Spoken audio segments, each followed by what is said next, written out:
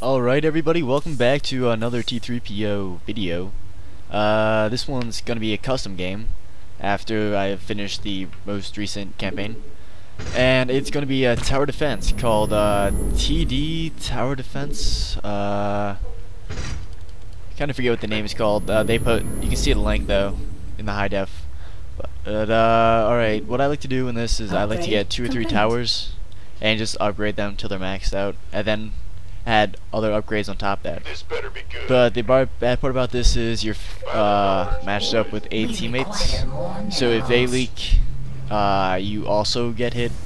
And I think you have like 60 leaks in this before you get a automatic lose.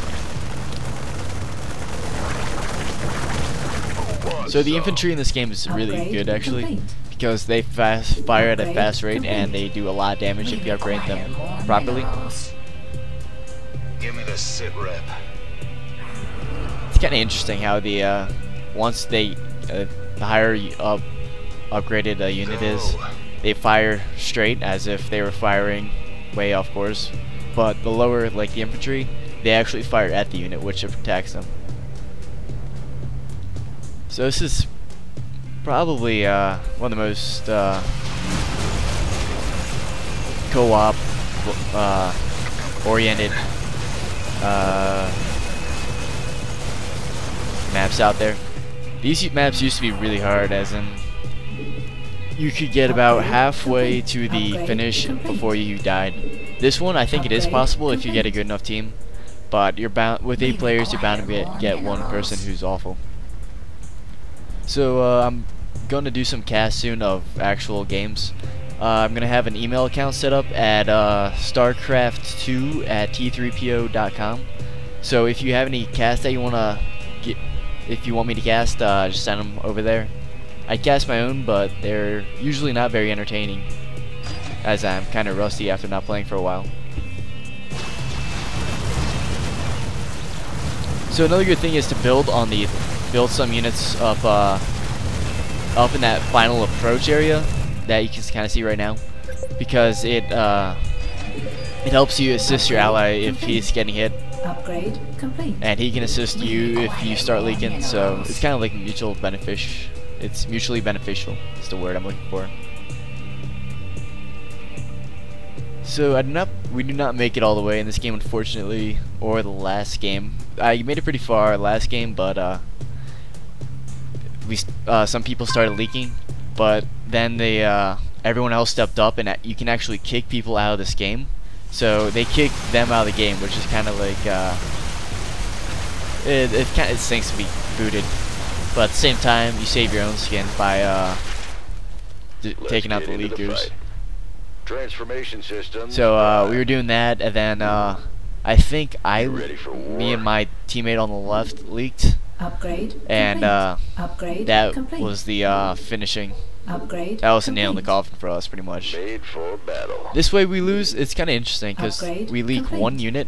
We have we pretty much lock it down, but someone leaks one unit and we get demolished. It's a pretty fun game though. Highly recommend you check it out. It's number 3 or 4 in the custom games right now.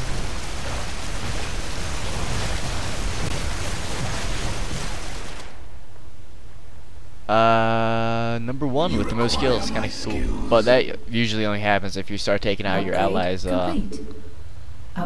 units. Upgrade complete. We'll be casting another game shortly after this. It's going to be a Phantom type game mode, in which, well, I am one of the Slayers, but it doesn't turn out too good. Let's just say that. But it's still a fun game. Gonna cast my opinion on Phantom, because Phantom's something that's evolved over the time, over a few months. It's kind of cool as Pro can move at extreme speeds.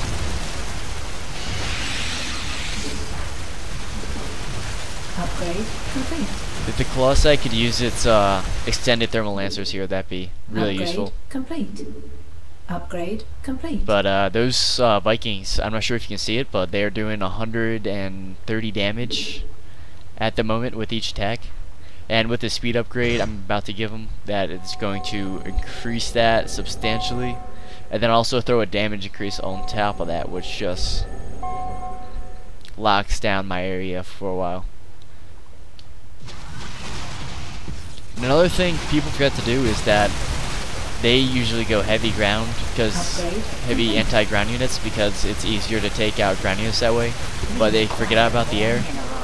So good thing with the marine and the marine build is that it takes down both air and ground. That one's barely gonna get it. That one, I think that one got through. That was a pretty bad hit. The 7 o'clock position, 8 o'clock position didn't lock down their air, so that's where we got hit. Let's get into the fight.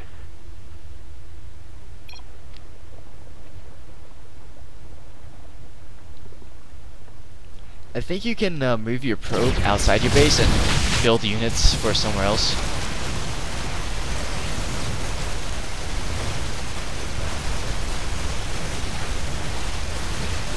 Don't want to kick that guy purple because he's not really doing much. Almost leaked there. That would have been my bad. I don't have any units that do a ton of damage. It's the Archons do a lot of damage, but they only fire every once in a while. So I prefer fast and a pretty good amount of damage versus slow and a lot of damage.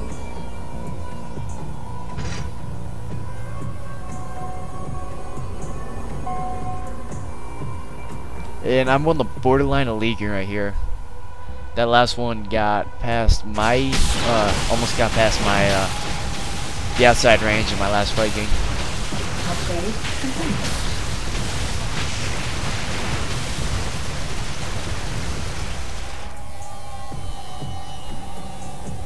It's really pushing the limit. So, got my damage and my, speed, upgrades going.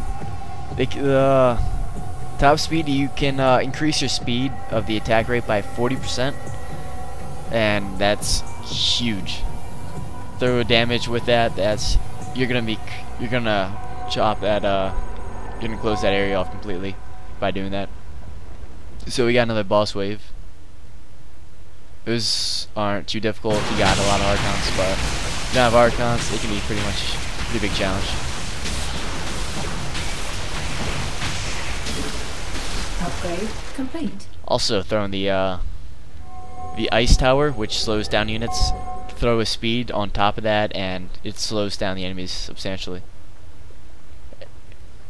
And we're starting to leak a little bit. We pretty much closed it down for temporarily, but it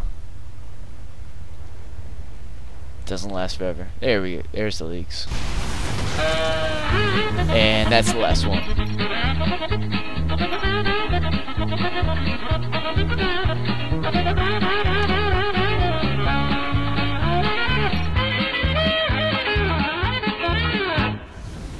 And that's it. Thanks for watching. Remember, if you have an interesting game you want me to cast, send it to Starcraft2@t3po.com, and I'll see you guys next time.